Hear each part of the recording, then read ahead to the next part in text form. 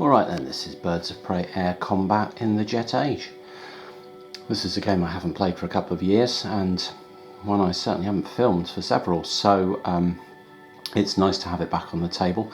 Unfortunately, it's feeling all a little bit unfamiliar. This is quite a complex, involved game, which uses these charts. They become extremely intuitive. I remember what they all mean, but I don't remember like the sequence of play and how you use all these nomographs and tables and things to plot moves.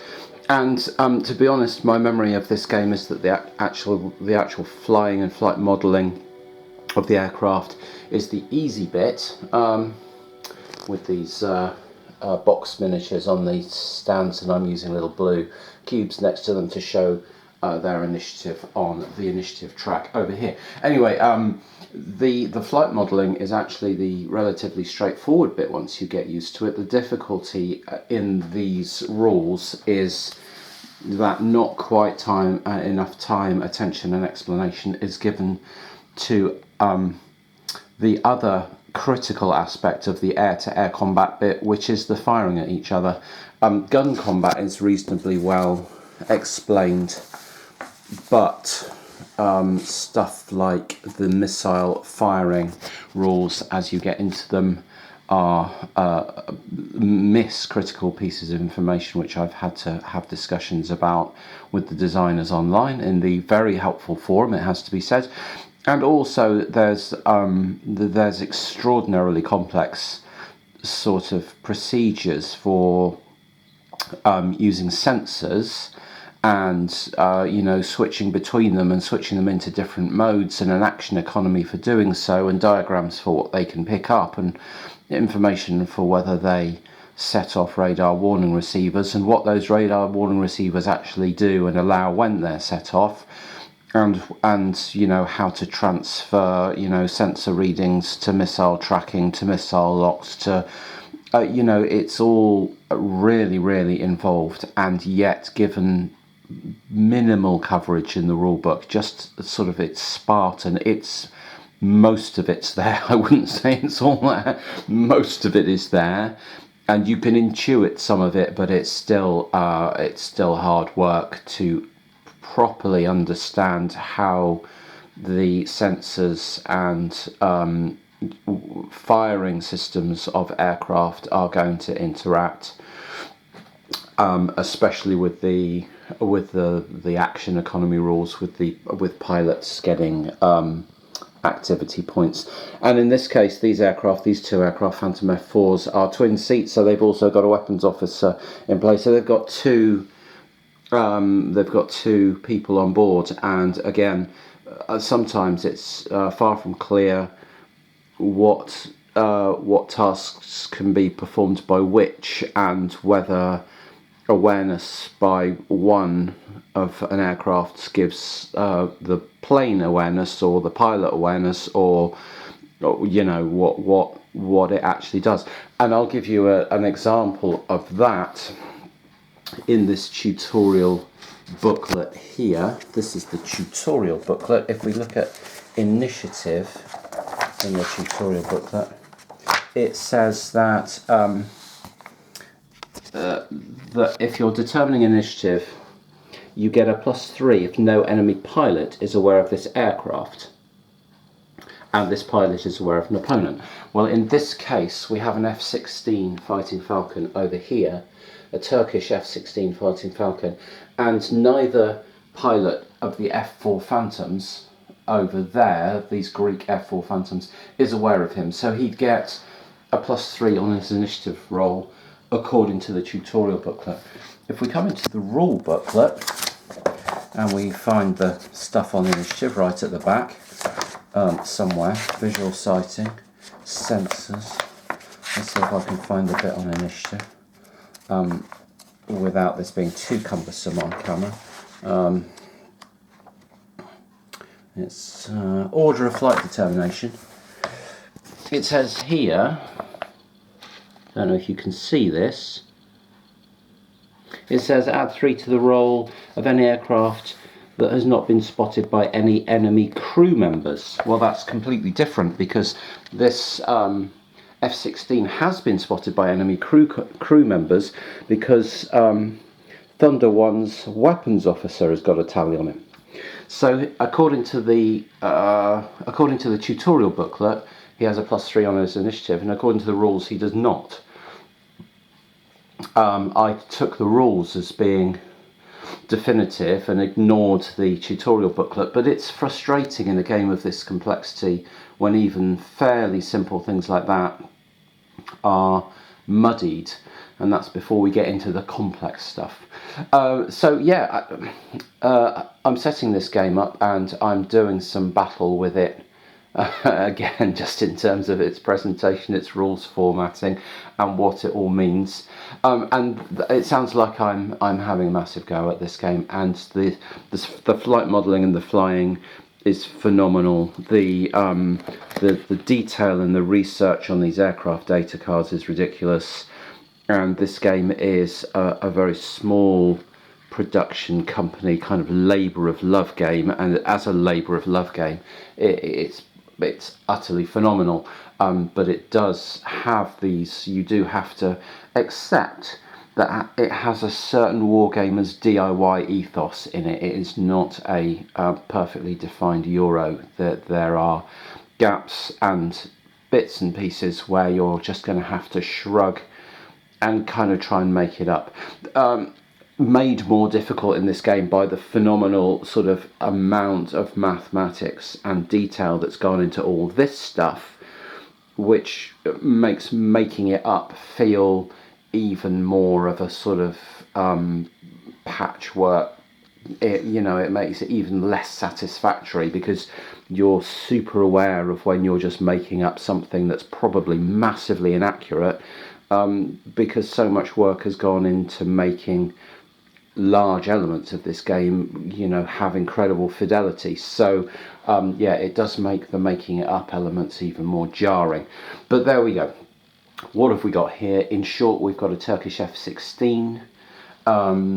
We're supposing that there's been some sort of flare-up between Turkish and Greek sort of sympathies in the Aegean, and so we've got a Turkish F-16 which is engaging two old F4 Phantoms in about 1995. Those two F4 Phantoms are sort of 1960s tech, 1970s if we're being kind to them, and they're also heavy, not particularly manoeuvrable, bulky, high drag fighter bombers. Hugely powerful, extremely extremely potent aircraft in their day, but it's 1995 and now is not their day. They are sort of older generation aircraft.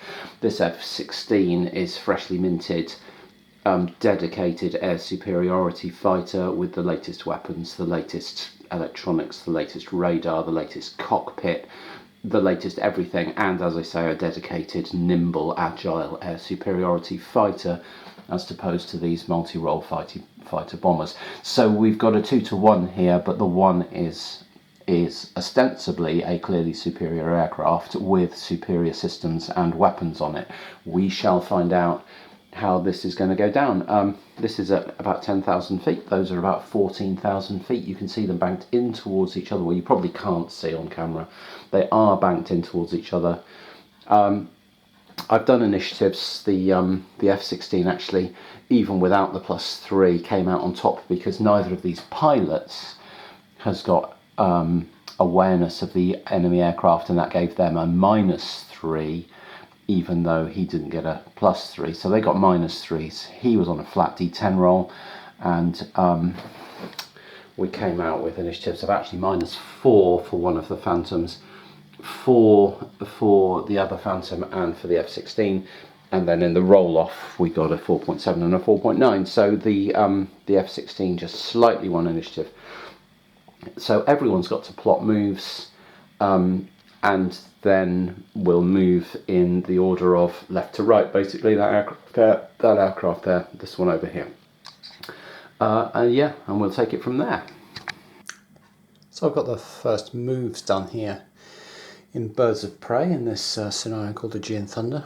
you can see the F-16 here has pulled up into a shallow climb and turned in towards at least one of the enemy planes. Over here the two F4s did some manoeuvres. This lead F4, Thunder 1, rolled and turned away actually from the F-16 and then rolled back towards it with his last couple of flight points to get his cockpit pointed towards where he thinks the enemy is, because they're both trying to get visuals on this F-16, and this guy just sort of gently rolled into a full turn and then gently banked around and has actually got his nose pointed directly over here at the F-16, like I say, which is climbing slightly, and therefore has his nose sort of above this thing. So yeah, the other thing that's happened, I've got a marker down here. This is the anchor point for an AMRAAM missile with a radar lock on that plane over there. So we're going to see what happens as that thing starts to cause havoc. So yeah, I've got the notes down here for the AMRAAM, the hex it's in, its altitude, its boost direction, bearing to the target, range to the target, its current speed and bleed, and we will see how that all works in turn 2 when we've got some moves done. I don't know, I'm going to have to look up whether anyone's aware of that missile launch, because neither of the pilots, at least, have currently got a visual on the F-16. So yeah, it's questionable whether anyone actually seen that missile launch and therefore knows it's coming.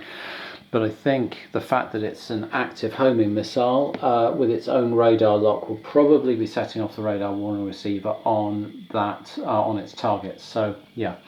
So next to come in the turn, we've got initiative rolls, and then we've got fixing and sighting. So we do initiative rolls, then fixing to try and tail people. I don't think there'll be any of that.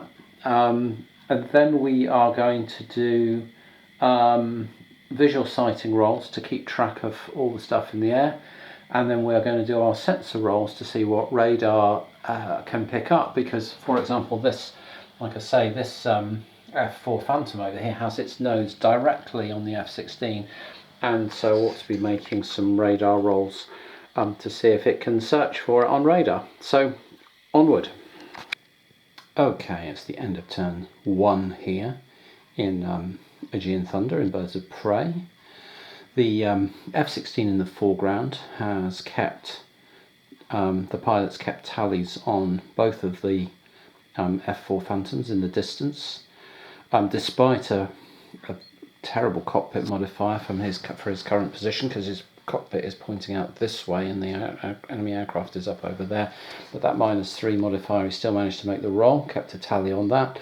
And he kept his radar track on the left-hand F4 that he's just fired the AMRAAM at, and he picked up a track on the right-hand F4. So his radar is now tracking both enemy planes. He's got a missile in the air aiming at one F4, and he's pointed in a slightly awkward direction. On the other side, the two F4s, the left-hand F4, which is Thunder 2, as we look at them, he picked up a radar acquisition on the F-16 with his nose pointed directly at it. And his pilot picked up a tally on the plane as well. The right-hand F4 pilot picked up a tally on the F-16, so they've got visual contact now. But his radar was not in arc to attempt a search roll, and so he has no radar acquisition of any kind. He just has his radar warning receiver still going off. So yeah, that's where we are at the moment. Coming into turn 2, the initiatives are that the left-hand F4 is going last, the right-hand F4 is going first, the F-16 sandwiched between them, and then the left-hand F4 with the missile coming at it going last. So yeah, quite easy to imagine the plan for this F4 Phantom here, because he's rolled in the right direction, his cockpit's facing this way, and he wants to pull into a turn round in this direction. That's a fairly straightforward plan. Don't know how many G's to pull, but you know, we can see the plan's relatively straightforward. The other Phantom, hard to know what to do because he's got a missile headed for him, and but does he? We have to assume that. Does he know he's got a missile headed for him? Yes, I think he does, because I think his radar warning receiver is still going off, but it could be going off from the radar lock track that the F-16's got, because it was going off before. So it's hard to know exactly how to play that, but we do have to fly with some caution, given that there's a missile headed in our direction. So I don't know what that plane's going to do. And I'm not too sure what the F-16 is going to do either. We definitely want to exploit the fact that we've got a missile headed for the enemy. Are we going to assume that he's going to have to take evasive action and then try and drop on to this? Or are we going to follow up onto him and pop another AMRAAM at him and really make his life miserable? I'm not sure, because we've only got two and we've fired one, so we've only got one left, and I want to make it count. So yeah, difficult to wonder what my plan's going to be, but I do have to do all three plots, and I do want to have an idea of what they're all doing independently of each other, because that's how the plotting and initiative system is supposed to work. If you haven't got a fix and therefore an initiative advantage, you are meant to plot first. So I am trying to come up with a viable plan for both these planes. I genuinely don't know what his looks like, but he plots last and he has a missile to contend with, so I don't think I'm going to be able to exploit the fact that I've plotted this F-16 first. But it's the F-16 plan I've got to come up with. The one thing I do know is that he wants to roll so that he's facing the other way, so that his cockpit is pointing towards the F4s, and he's got much better chances of continuing to tally them. So I think he might just pull. I think he might pull a bit of a turn for a few segments and then roll and then start coming up in here. But that may not be aggressive enough, and it may be that he's far better off just trying to hunt down the other F4, or hunt down. I really don't know. Yeah, I think he's going to roll, and no, I think he's going to pull out this way and maybe fly down here. Yeah. That doesn't look really great either. I just don't want to get sandwiched by the two planes. So yeah, I think dropping down here and then cutting up this way might be my best option. So a sort of split turn in here, round there, rolled over the other way, hopefully with visibility on both enemy planes. Have to see what that looks like when I plot it. Birds of prey then, Aegean Thunder. I've done the moves in the second turn. You can see the three planes there. We've got an F4 over here, an F4 up there, and the F-16 here. So this guy's turned in and is pointing pretty much directly at the F-16 here. And this guy had a very difficult decision. I just genuinely didn't know what to do with him. Didn't really know what to do with the F-16 either. He actually flew pretty much straight, but gained some altitude and rolled so that his cockpit's directly down, so that he could get his nose level. And hopefully he was hoping that with that would give him better visibility of his two opponents, that he wouldn't lose sight of either of them. We'll see whether that proves to be the case. But yeah, he didn't know which way this plane was going to go. He knew, I mean, he could guess that that guy was going to turn in towards him. There wasn't a lot he could do about it, apart from turn towards him, and that seemed a bit dull. He wants to finish this guy off. so he sort of tracked, thinking, well, I'll just go straight and hope to keep him in my sights. This guy then had a very difficult decision as to what to do. I mean, they were all plotting simultaneously, but I didn't know what to do with him. And he decided to turn the way he has, which was sort of coming round and turning this way. He rolled and turned this way, pulled an 8.5 G turn, basically so that his leader would then be covering him, so that if the F-16 does pursue him, at least hopefully the his leader can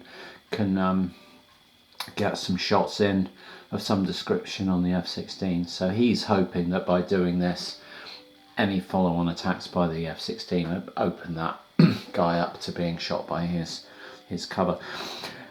However, he did pull an 8.5 G turn, which is very, very silly in a plane with a safe load of 6.5 Gs, which means we have to do a couple of things now.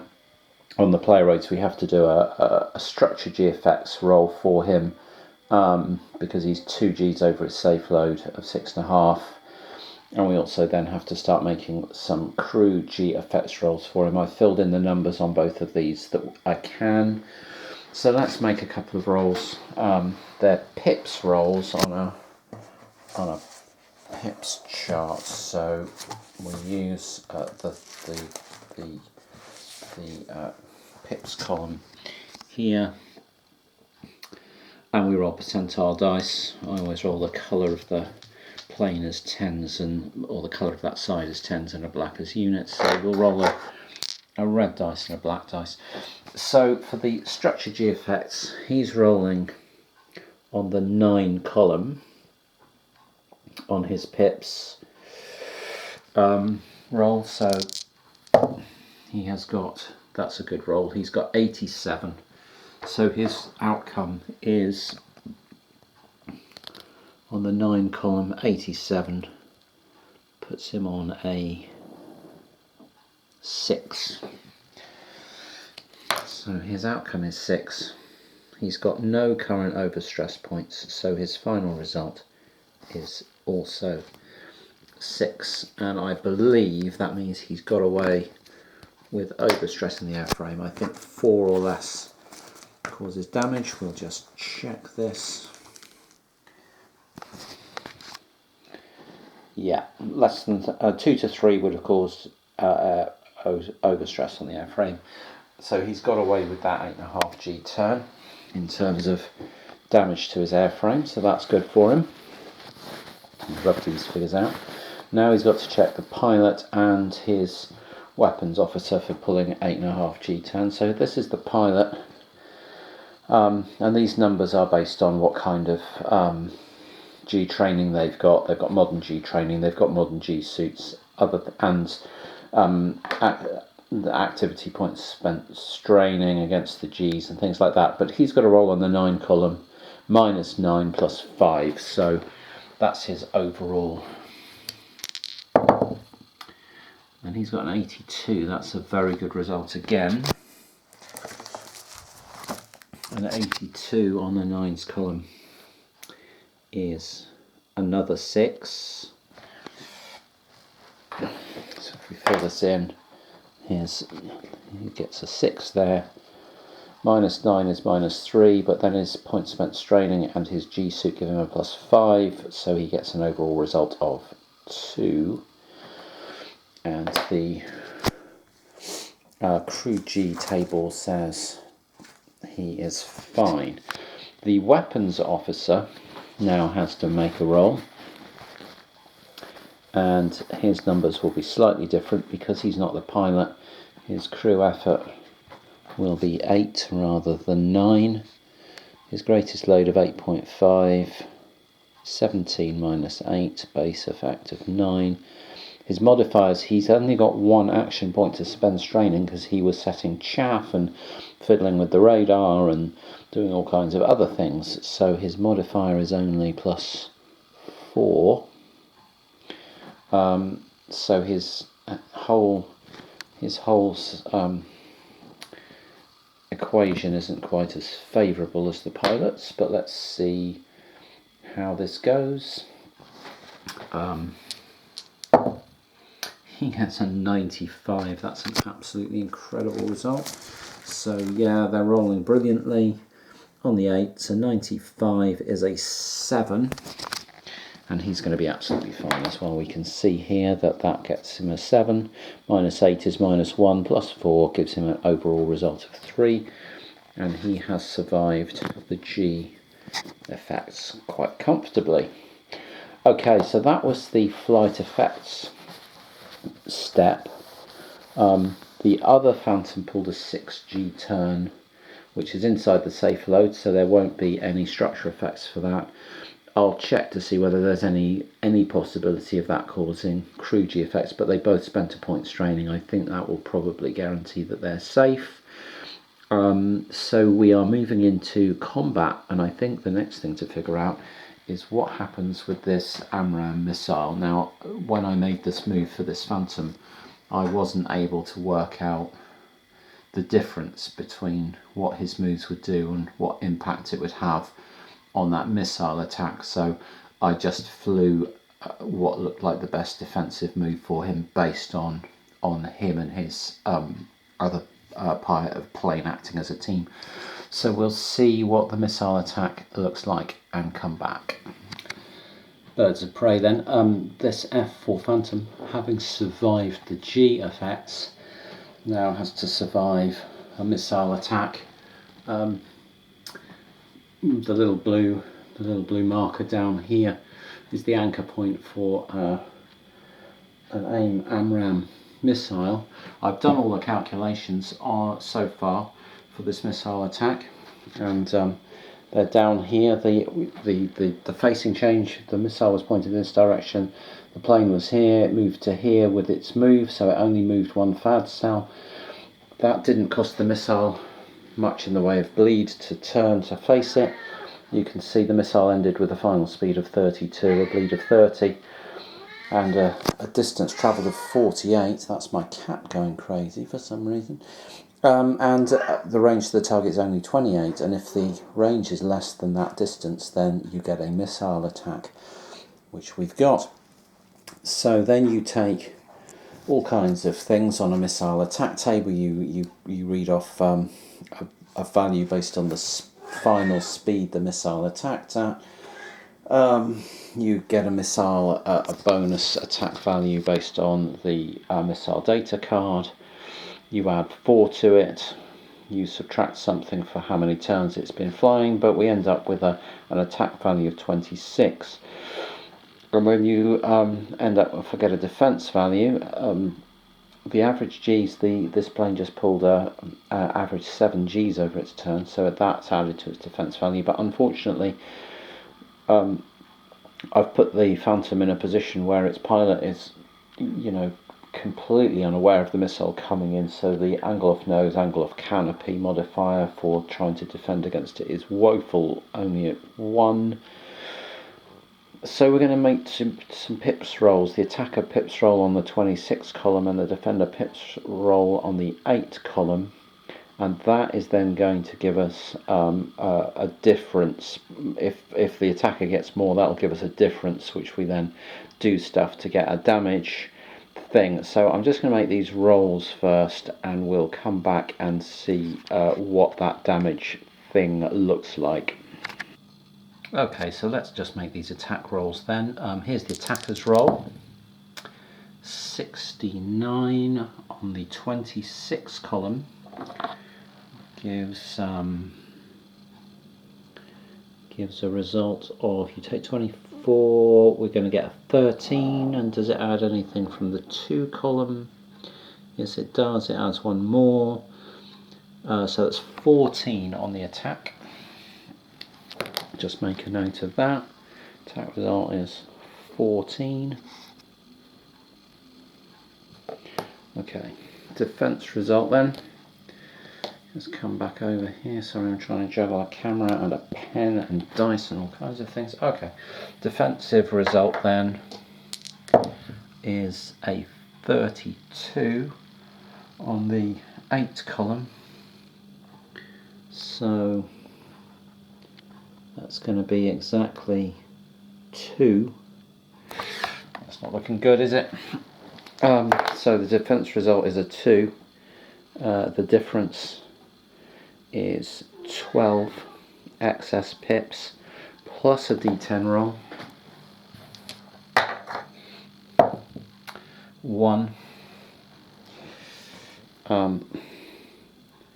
is 13.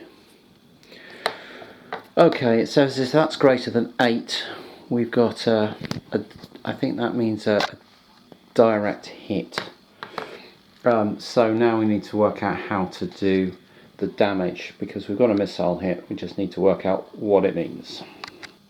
Okay, carrying on with this missile attack, this is the missile card for the aim, a 128 AMRAAM that was fired, and you can see a warhead type of blast frag and a warhead rating of 15, and we use that 15 as a pips column roll to determine the number of damage points we've done. So we're rolling on the 15 column on this pips table, and we've got a 42 on the 15 column, and that's going to do 6 points of damage.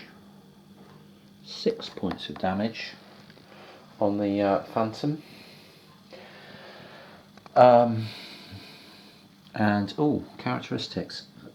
I think it can take 6 points of damage, which I think means it has been destroyed. There it is. I should add that those 6 points of damage, because we got a direct hit, would also have inflicted 6 critical hits. And if the aircraft hadn't been destroyed, I would then have been rolling critical hits on this blast frag, roll each hit separately. So we would have been rolling a d10 to see which system was hit, and then another d10 to see what the effect on that system was, and we'd have been rolling 6 of these. But I think, and I will just check, but I think that the fact that this thing can take 6 damage, I believe that damage 6 is its damage capacity, its hit points, and I think we've just blown it up. There it is. That all happened very suddenly. Right, onward. And indeed, an aircraft is shot down when it receives total damage points equal to or greater than the damage rating on the ADC, which is 6. So, or if a critical hit bracketed system takes hits equal to the bracketed value. Okay, I don't know what that means. Doesn't really matter. That Phantom has just been hit by the AMRAAM and is no longer in play. So we've just got a 1 against 1 situation now, although the other Phantom does appear to have a favourable position currently on the F-16. So let's see what happens next.